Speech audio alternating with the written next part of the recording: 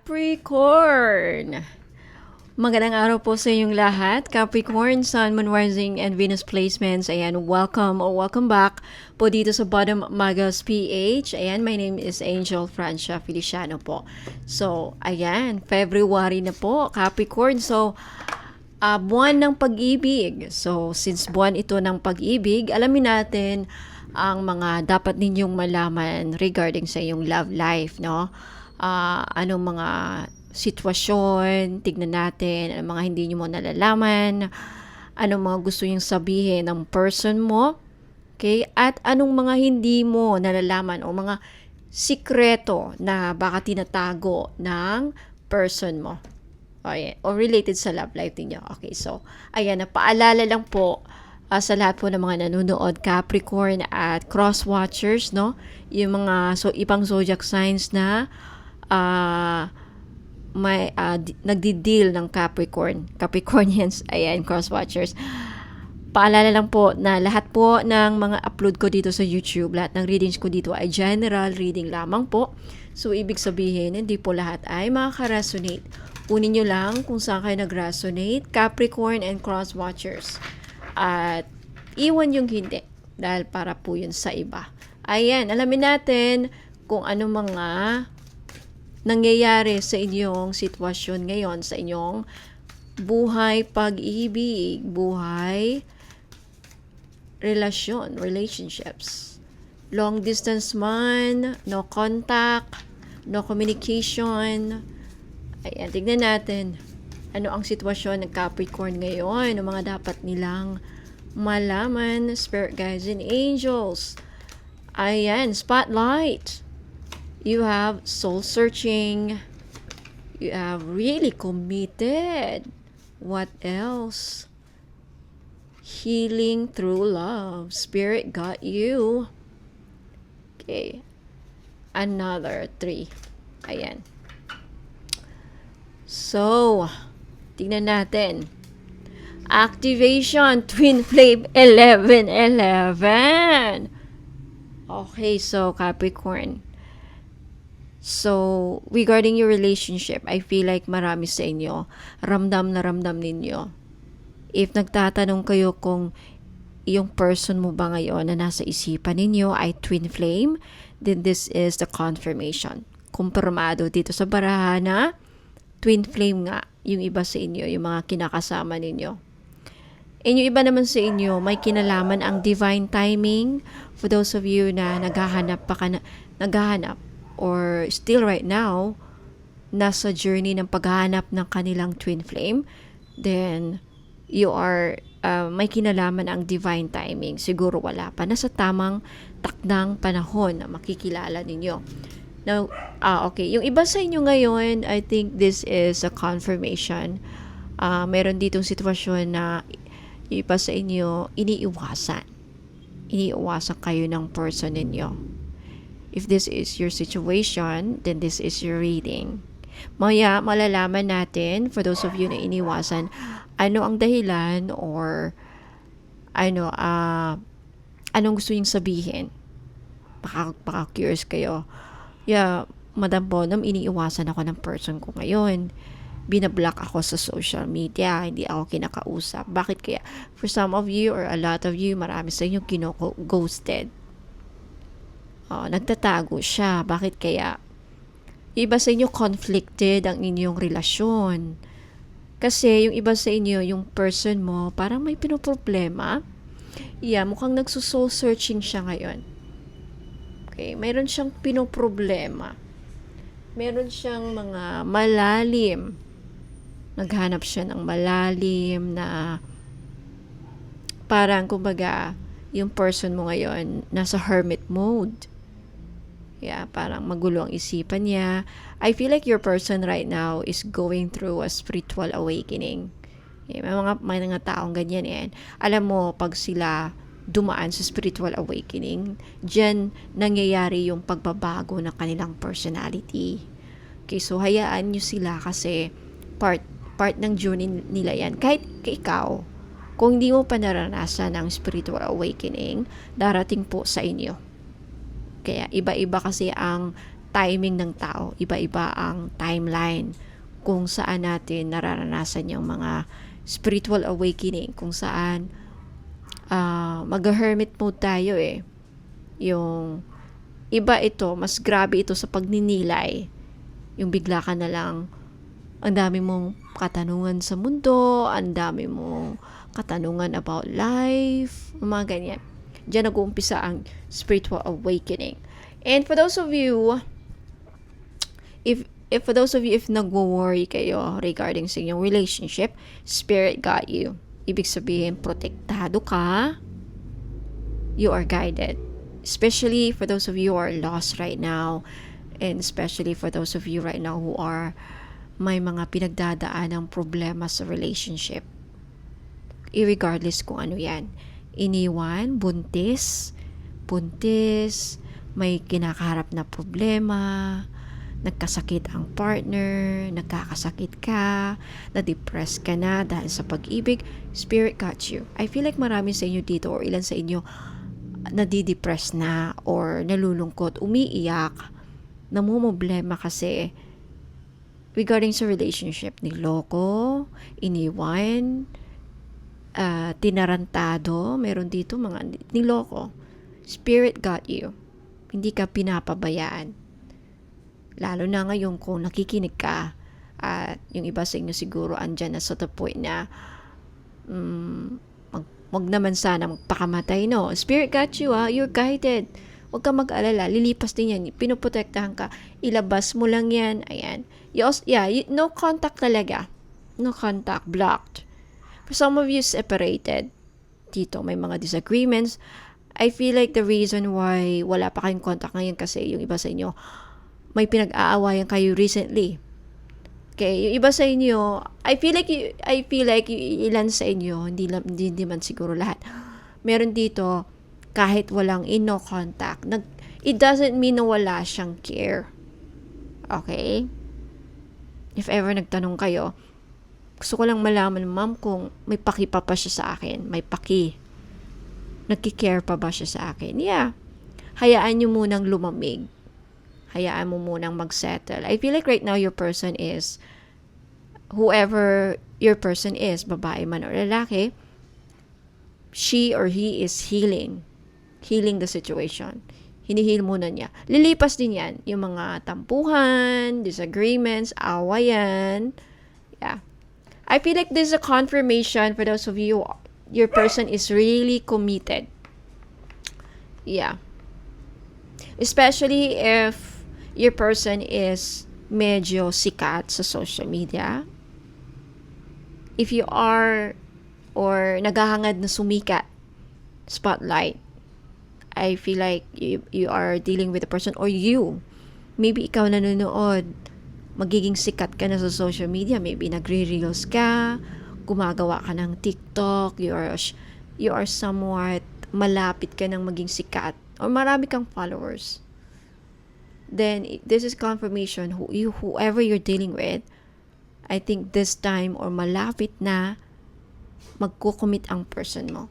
Really committed into you. Okay? Now, alamin natin kung ano naman ang gustong sabihin. Yung mga nabanggit kong sitwasyon, kung yan naka-resonate ka atin, alamin natin kung ano ang gustong sabihin sa'yo ng person mo naman ngayon. Okay? Ano ang gusto niyang sabihin? If meron siyang gustong sabihin sa'yo, Capricorn and Cross Watchers, meron siyang gustong sabihin sa'yo, take it how it resonates, ha? Take only. Kunin nyo lang kung saan kayo nag-resonate. Ano kaya? This one, gustong lumabas.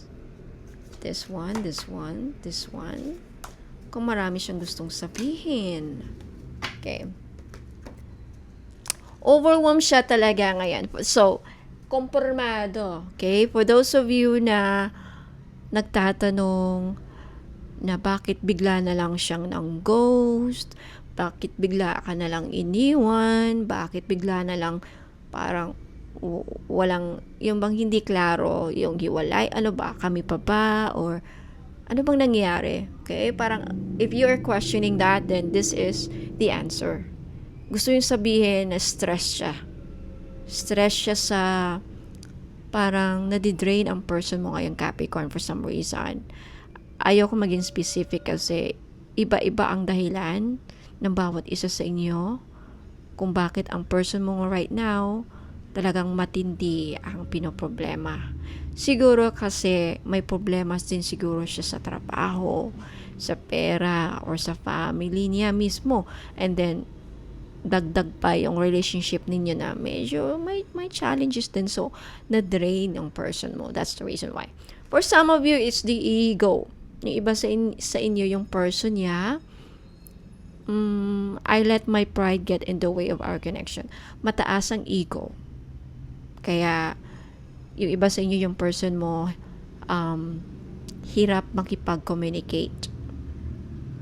Hindi niya kayang hindi niya kayang aminin sa sarili. Hindi niya kayang aminin yung mga pagkukulang niya. Hindi niya kayang mag-sorry kasi mataas ang ego. Yung iba sa inyo, nasabotahe ang relationship. I feel like your person right now, na-realize din niya kung gaano kaganda ang your relationship. I mess up the good things in my life sometimes. So, yung person nyo talaga, mayroon siyang, kaya pala, right now, yung person mo is going through spiritual awakening kasi I feel like your person was nasa stage siya na kailangan niyang mag-mature. So, nasa journey na siya. Yung iba sa inyo, indecisive ang person mo. I think you are dealing with a immature person. Okay. Meron kasing mga may edad na, pero immature pa rin. Yeah, baka nagtataka kayo.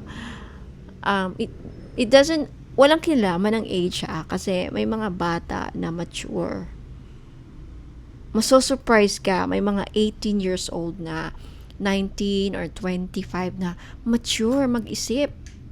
Mature. Meron din naman yung matanda na 30 plus, 40 pero isip bata. Alam mo, immature ang logic, immature ang mga lumalabas sa bibig, immature ang mindset. Immature ang mindset. And for some of you, yung iba sa inyo, ang reason why yung inability niya na makapag-desisyon. I feel like yung iba sa inyo, you are dealing with a person na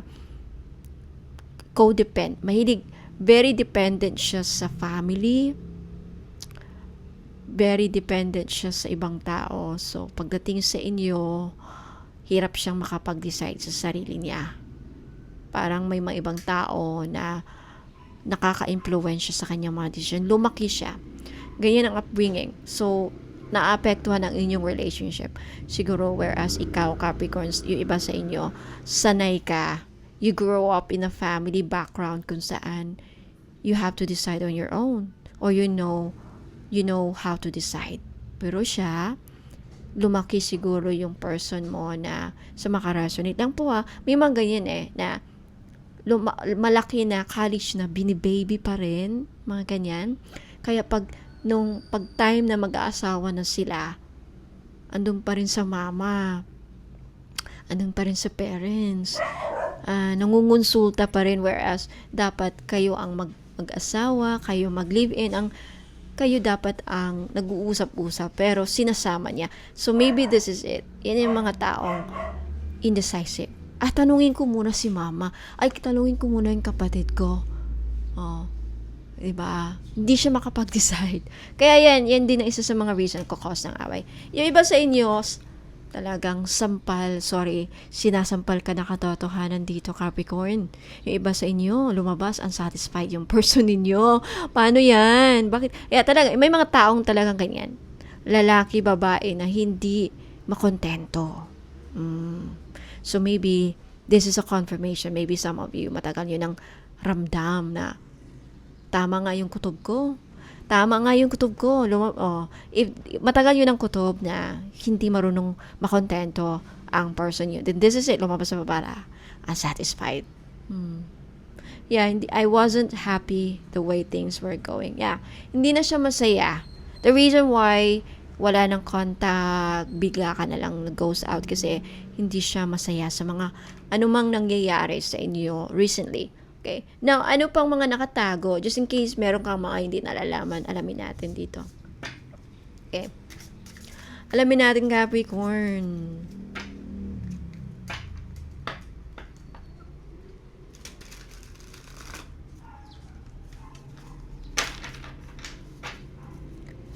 Ano kaya, Capricorn, mga tinatago, yung mga hindi mo nalalaman sa relationship ninyo?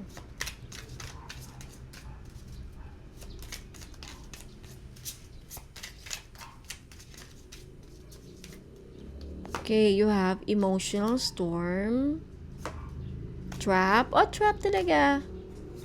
Okay, fantasy. Oh, okay, yung iba sa inyo, may hindi ka nalalaman sa relationship ninyo. Yung person ninyo may ibang pinagpapantasyahan. May ibang gusto. Sad to say. Yan, nag-i-imagine siya ng iba.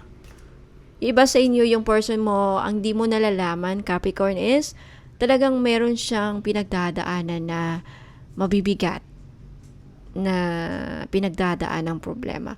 Right now, sa ngayon, ang person mo, kaya hindi mo pa siya pwedeng makausap ng matino, or hindi ayaw niyang maistorbo, o ayaw ka muna niyang kausapin. Maybe this is the reason why hindi niya sinasagot ang tawag mo or text mo or any form of reaching out, is because talagang malaki ang pinoproblema ng person mo. I think you're dealing with someone who needs space. Okay? Dito talaga, nasa breaking point na siya. Oh my God, parang na-overwhelm na talaga yung person ninyo. So, alam mo, pag hindi mo mapipilit ang tao pag ubos na like naubos na. Ubos na siya, okay, for some of you. Yung iba sa inyo, may ibang babae ang kinalaman. May ibang third party, divine feminine. Oh, okay.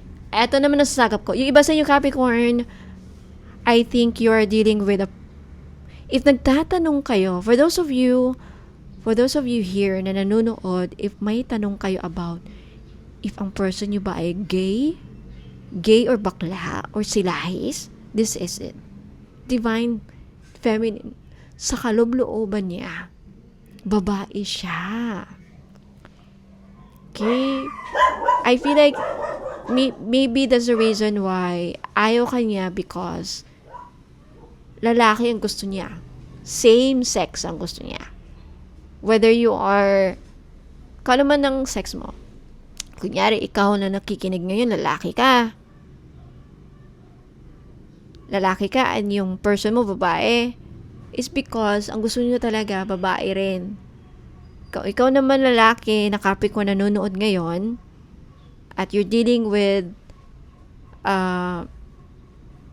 if you're a babae na nanonood, you're dealing with a lalaki na Capricorn, ang gusto niya din lalaki. So you're dealing with, I think your person wants the same sex. Okay? Yan ang problema. I think meron pa rin dito sa collective yung hirap aminin na parang takot silang maglantad. Takot silang magpakatotoo na bading talaga ako, or wala tomboy talaga ako, or still right now, that's the reason why your person right now is going through emotional storm. Nagugulo ng damdamin niya Parang parikoy ang gusto niya. Mari pala ang gusto niya.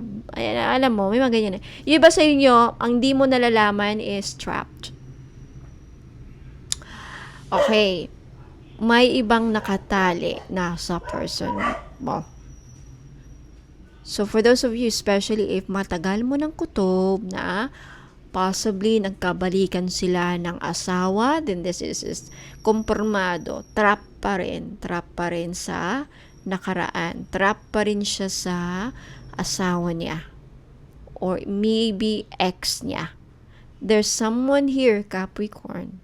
Lalo na if Ang tanong mo ngayon, ma'am, gusto kong malaman if the reason kaya kung bakit hindi niya ako sinasagot ang tawag ko, hindi na siya nakikipag-communicate, is nakipagbalikan siya sa ex niya, nakipagbalikan siya sa asawa niya. Yeah, possibly. Natrap pa rin siya sa past niya. May nagtrap sa kanya. Another people, children, family, wives, or ex-partner. Now, I don't know exactly the reason kung bakit siya tinanap. Baka true gayuma, inipit, pinikot, or ginamit ang mga anak, or may nangyaring di ko na alam. Okay? So, hindi na ako magtatagal, Capricorn. So, hopefully, nasagot dito yung mga katanungan ninyo. Naliwanagan kayo sa relationship niyo ngayon. Okay? So, let me know in the comments. Now, speaking of mga problema sa love, okay? Gumagawa po ako ng love rituals. Okay? And if you're asking about mga feedbacks, just go to my Facebook page. Marami kayong mahanap doon na feedback regarding my rituals. Still, may nagpo-provide pa rin ako ng disclaimer. So, may disclaimer pa rin sa mga rituals ko. Hindi lahat guaranteed 100% may result lahat. Meron iba, swerte-swertihan dito, depende kasi sa sitwasyon ninyo. So, if you're interested, magkano? Mura lang. 500 pesos per person ang ritual ko. So, automatic, dahil mag-couple, so 1,000 pesos per ritual. Pakinggan nyo po ito, yung explanation ko para maintindihan nyo po. Hello po mga kabonom. Ayan, may importanteng announcement lang po ako para sa inyo, lalo na sa mga may pinagdadaanan sa love life at relationships, no? This coming February, buong February, the whole month, pagsasagawa po ako ng ilang special rituals at pwede kayong sumali kung ramdam ninyong kailangan ninyo ng spiritual help at guidance sa aspeto ng pag-ibig. So ito po ang mga schedule. February 10, 2026, third party and gayuma removal ritual. Neutralization lang po ang gagawin ko. Ang ritual na ito ay para sa mga nakakaramdam na parang may ibang energy o third party na nakikialam sa relasyon nila. Layunin nito ang pag-neutralize ng anumang negative attachment, unwanted influence or spiritual interference na nakakaapekto sa samahan ninyo. Now sa February 14 naman, relationship protection ritual. Perfect ito para sa mga couples na gustong patatagin at protektahan ang kanilang relasyon. Ang focus ng ritual na ito ay spiritual protection para mabawasan ang inggit, tukso, at kung ano pang mga negative energies na pwede sumira sa inyong pagsasama like kulang, mga bad rituals. Ayan. And sa February 19, third-party detachment and cord release ritual naman. Ito naman ay para sa mga mas malalim na sitwasyon kung saan kailangan ng energetic cutting or detachment. Tinutulungan nitong putulin ang mga unhealthy, emotional at spiritual cords sa third party o sa taong hindi na dapat konektado sa energy ng relationship ninyo o ng partner ninyo. Ayan. Now sa February naman po, February 23, relationship lock ritual naman ang gagawin ko. Now, ang ritual na ito ay para sa mga gustong isil at patibayin ang commitment sa relasyon. Layunin nitong palalimin ang loyalty, emotional bonding, at stability ng samahan. Ang energy exchange po ay 500 per person. So, automatic, couple, kayong dalawa ng partner mo at ikaw, 1,000 pesos po bawat ritual. Na kung gusto nyo pong sumali, ayan, i-message nyo lang po ako sa Facebook page ko, Bono Magos PH. Yung Facebook page link ko, makikita po dito sa baba ng video sa comment section. Pakihanap na lang po yung FB link. Ayan. So kung nararamdaman po ninyo na kailangan mo itong mga ritual na ito, by the way, pwede nyo salihan lahat ng from February 10 up to February 23. Pwede nyo pong lahat salihan. Okay, kung hindi po kaya ng budget, don't worry po. Kung ano lang po ang kaya nyong salihan dyan, wala din pong problema kung ano yung ano. So, again, kung pakiramdam nyo ay kailangan mo ito, trust your intuition, trust your gut feelings, kutob, ayan. Minsan, spiritual help ang kulang para gumaan at gumanda ang inyong pagsasama. So, again, sa lahat po na gustong sumali and for more information, more katanungan, more clarification, kung ano pang mga gusto nyong malaman, i-message nyo lang po ako. At lalong-lalo na kung gusto nyong sumali, again, nasa comment section po ang Facebook link ko. Bono Magos PH, of course, verified ni Meta, kaya may blue check. Hanapin nyo po yun. So maraming salamat sa patuloy na pagtitiwala at suporta po ninyo. Love and light, Bono Magos.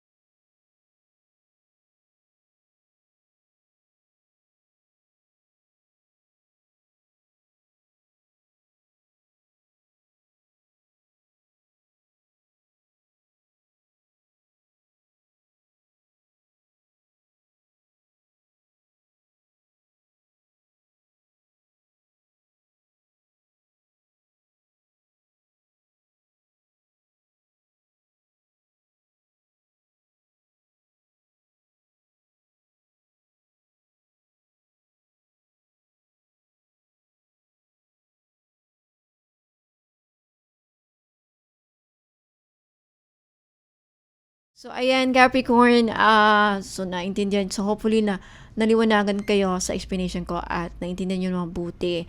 So, sa gusto pong magpasama sa ritual, gustong mag-join, malapit na.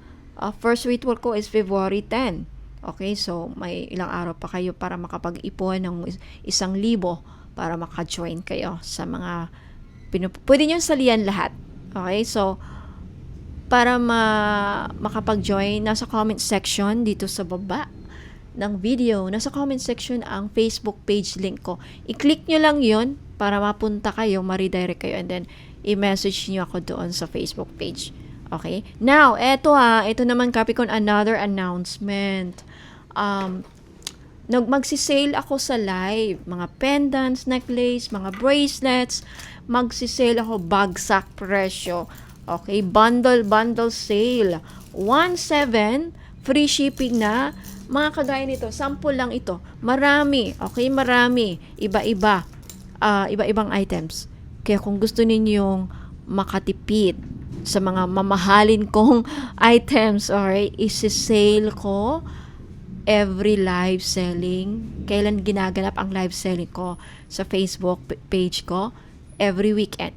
Kaya ngayong darating, bukas na, Saturday and Sunday po ang live selling ko. Sa live selling lang po ako magpo-promo at magbabagsak presyo. Kaya kung may pera kayo ng 1,700, libre na free shipping, sumali kayo, mag-mine lang po kayo doon. Okay, so I hope to see you there mga kabonoms. So maraming salamat po. Ingat po kayo and God bless.